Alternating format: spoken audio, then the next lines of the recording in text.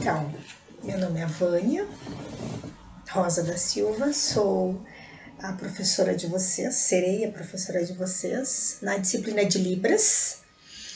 A Libras quer dizer Língua Brasileira de Sinais, e hoje ela está numa visibilidade incrível. Vocês têm observado através das notícias, Lojas Colombo, Lebes, Renner, Claro, TIM, a maioria das propagandas, principalmente na questão política, né, a nível municipal, estadual e federal, nós temos visto a presença do intérprete, que também é uma atribuição minha. Eu sou professora de Libras, sou intérprete da língua de sinais, trabalho com surdos e com ouvintes, já trabalhei com todos os níveis de surdos na escola especial, na escola de surdos, e também atuo na questão do ensino da língua de sinais na disciplina de Libras para ouvintes, que são vocês, né? O que é o surdo? Né? Os surdos são diferentes níveis, eles podem ser deficientes auditivos, ou surdos totais, ou parciais, vai depender da audiometria, que vai dizer para nós se eles são surdos ou deficientes auditivos. Alguns deles usam a língua de sinais. A língua de sinais ela não é universal, ela é regional. Mesmo nós falando que é Libras, né, Língua Brasileira de Sinais, subentende-se que São Paulo, Santa Catarina, Curitiba, Rio de Janeiro fossem a mesma língua, mas não é. Então, a ideia é que a gente fale sobre a questão da língua de sinais, sobre a questão da surdez. Espero que essa disciplina seja bem divertida, bem tranquila, aonde nós vamos nos conhecer, vocês vão conhecer um pouquinho do meu trabalho. Eu vou falar um pouquinho sobre essa questão da aquisição da língua, que não é fácil para surdo, porque o surdo, e esse é o termo correto, não é o mudinho, não é o surdinho, não é o deficiente auditivo. O deficiente auditivo é o outro, que talvez seja nosso avô, nosso pai, nossa tia, que por algum problema de idade, ou uma má formação, uma medicação forte, faz com que esse indivíduo perca a audição, então ele vai usar um aparelho auditivo, ou vai fazer uma cirurgia, e ele é um deficiente auditivo, mas ele não é um surdo. Então esse que é o tio da gente, a mãe, a avó, não vai usar língua de sinais. Língua de sinais é para quem nasce surdo, que realmente vai para a escola de surdos e adquire a língua de sinais. Sendo a mãe surda ou não, alguém observa que ele não fala naquela idade comum, né, onde as crianças se desenvolvem, então essa criança vai ser encaminhada para a escola de surdos. Eu tive uma experiência bem interessante, eu moro em Porto Alegre, moro no bairro Sarandi, também vivo em Imbé, então eu vivo nas duas casas, bem legal. E eu trabalhei na escola de surdos em Gravataí. Então eu trabalhei com todos os níveis, desde o pequenininho, fazendo alfabetização de crianças surdas, para que eles adquirissem a língua de sinais. Depois eu passei por todos os níveis, até a 8ª série. Depois da 8ª série, eu fiquei um tempo nessa escola, eu fui convidada para o município para me integrar a equipe de pessoas que trabalhassem na administração, na educação especial do município. Então lá nós fazíamos políticas públicas de inclusão, de acessibilidade, de formação para os professores da rede do município de Gravataí. Depois disso, em função da comunidade surda e da família de surdos, os pais fizeram toda uma movimentação que esses surdos pudessem ir para uma escola de ensino médio, porque a cidade não tinha. E daí, também em Gravataí, na Parada 68, Escola Santa Rita de Cássia, foi onde eu estava até o ano passado, retrasado. Eu me aposentei dessa escola, né, então, do município. Então, lá nós víamos os surdos saindo da escola especial de surdos e daí indo para o ensino médio, numa escola inclusa, usando o intérprete. Daí nesse momento eu não sou mais professora deles, eu sou intérprete da língua de sinais, traduzindo química, física, matemática, geografia, tudo, psicologia, inglês, tudo, trabalhando todas as atividades com eles também no atendimento educacional especializado, que é uma sala de recursos, onde a gente tem diferentes materiais para estimular esse aluno a que ele consiga entender e compreender as atividades que a prof ou o prof passa no turno de aula dele. Bom, ali eu trabalhei um certo tempo, Trabalhei no município de Cachoeirinha também. No município de Cachoeirinha, eu trabalhava junto com o prefeito num setor administrativo e a ideia era fazer a acessibilidade do município. Então, eu fiz o cadastramento das pessoas com deficiência no município, instrumentalizei a área técnica, que era a área da saúde, para que ele soubesse se comunicar com a pessoa com deficiência. A ideia era essa.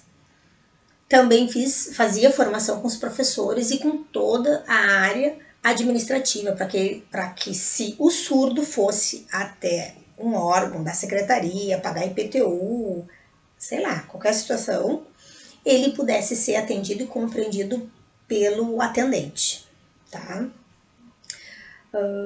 Minha formação inicial, eu fiz magistério no ensino médio, eu fui fazer pedagogia, depois eu fiz educação de surdos, especialização na educação inclusiva, especialização na educação especial, curso técnico de tradutor e intérprete, hoje concluindo pela segunda vez o meu mestrado em educação, então eu sou mestranda, e também estou fazendo um curso de especialização em letras libras, que é o que a lei fala, inclusive a gente vai falar sobre isso.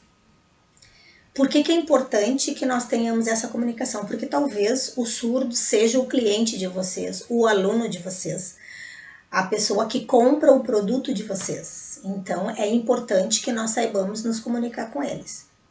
Talvez você se pergunte, tá, mas ela só trabalha? Sim, e tem mais.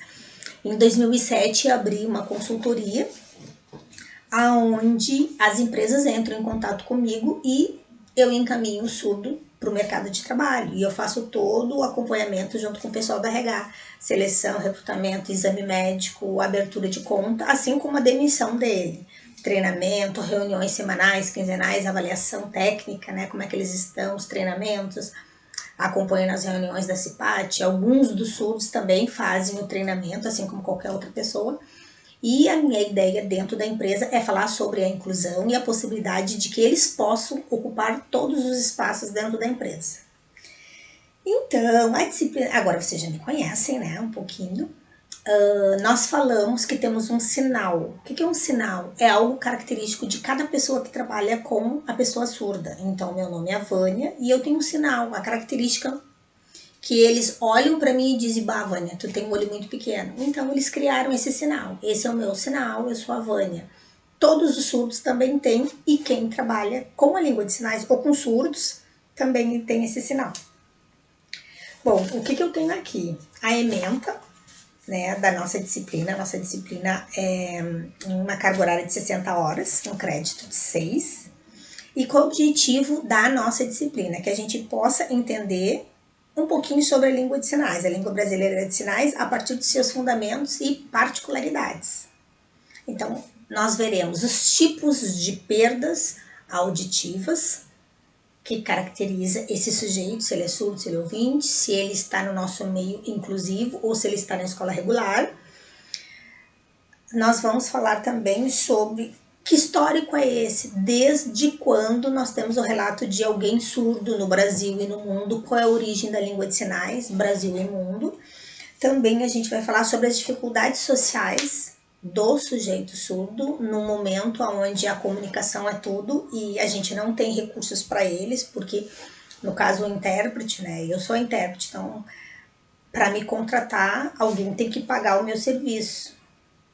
E o surdo, como qualquer um de nós, está correndo atrás da máquina. E ele vai precisar de um profissional para acompanhar ele no médico, para comprar uma casa, para fazer uma escritura, para tirar um documento, muitas vezes para ir numa operadora de telefonia porque deu problema, para estabelecer uma rede de internet na sua casa, e ele precisa desse profissional. Então, nós somos caros, por quê? Porque não é a prefeitura que vai pagar, não é o Estado que vai pagar, e sim a família de surdos. Mas, e uma das questões até que a gente vai falar, é sobre a questão dessa empregabilidade do tradutor-intérprete, né? Digamos que vocês estejam na loja, na empresa de vocês, ou até mesmo no atendimento fisioterapêutico com o surdo. Ou vocês vão aprender a língua de sinais, ou vocês vão contratar um intérprete para que esse intérprete possa mediar a comunicação entre vocês e o cliente de vocês, o sujeito surdo. Tá? Então a gente vai falar um pouquinho dessas limitações que nós temos, e a ideia é que vocês possam sair com uma comunicação básica da língua de sinais, para que vocês consigam se comunicar com eles. Veremos também a parte legal, o que se estabelece a Constituição, a ONU, oportunizar momentos para que vocês também possam ter uma prática de língua de sinais. Então, eu vou sempre postar atividades e links para que vocês possam interagir com os sinais, para que vocês possam ter essa prática e consigam se comunicar. Falaremos também sobre a aprendizagem do aluno, da criança surda. Como é que acontece a aquisição da língua de sinais e quais são as necessidades do surdo. Também a gente vai falar um pouquinho sobre a inclusão e a legislação. E tem uma lei bem referente, né? A lei número 12.319, de 1º de setembro de 2010, mas a gente também tem outras leis bem importantes que caem em concurso público. Desenvolveremos, então, a comunicação da língua de sinais, falando sobre os parâmetros de configuração de língua de sinais. É um termo bem técnico, mas vocês vão ver que é bem simples. E a estrutura da língua de sinais. A ideia é que vocês consigam, se vocês tivessem que ministrar uma aula, falar sobre um treinamento físico de vocês, que vocês possam intermediar essa comunicação sem o intérprete, mas que vocês consigam se comunicar sobre as questões da saúde, da nutrição ou do exercício físico, né? Vai depender qual a área que vocês vão atuar. Então, a ideia, qual é o nosso método, né? A leitura de alguns textos que eu vou enviar para vocês, não são muito longos, não, são curtos, breves. Alguns materiais que eu vou disponibilizar para vocês poderem, através do que eu estou falando, vocês acompanharem nas leituras, nas apresentações de PowerPoint. Teremos vivências na sala de aula, então a ideia é que eu possa trazer 1 ou 2 surdos, não sei, e que a gente possa conversar e compartilhar conhecimento, para que ele possa falar um pouquinho sobre a história dele. E é isso, a gente vai combinar ainda, tá? E daqui a pouco eu vou falar um pouquinho sobre o nosso planejamento, como serão nossos encontros. Espero que vocês tenham tirado umas férias, eu sei que alguns estão trabalhando direto, né? Eu como prof sei, a gente trabalha direto, nem tiramos férias, a gente aproveita os feriadinhos, né? Espero que vocês tenham descansado para preparar bem a mente para a gente curtir esse momento. A disciplina de Libras, ela é bem tranquila, mas é importante que vocês compareçam na aula, que encaminhem as atividades, que não deixem para a última hora, né? Então, se nós temos, por exemplo, um feriado e nós precisamos de um número X de horas, que é a nossa hora da disciplina, vocês deverão encaminhar aquela atividade mesmo naquele feriado, mas não precisa ser naquele feriado. Vocês têm 30 dias, vocês têm até o final do mês, o último dia, que vai ser no dia 30, dia 31 de cada mês, para enviar aquelas atividades que daqui a pouco vocês tiverem feriado no dia 4 ou no dia 5. Bom, então até o dia 30 vocês vão poder encaminhar aquela atividade para compor a presença de vocês, ok? Estou à disposição de vocês. Então, eu tenho meu e-mail, eu tenho meu WhatsApp, que vocês não me liguem à meia-noite nem às 6 da manhã, mas fora isso, vocês podem me contatar, qualquer dúvida, tá? Alguma sugestão, e vocês podem sugerir também, né? Porque a Libras, a gente ainda consegue ajustar alguma curiosidade que vocês têm, algum desejo, eu quero aprender, eu quero ver, ouvir falar. Então, eu posso trazer o assunto para a gente considerar aqui, tá? Então, por enquanto, fico por aqui. Beijo.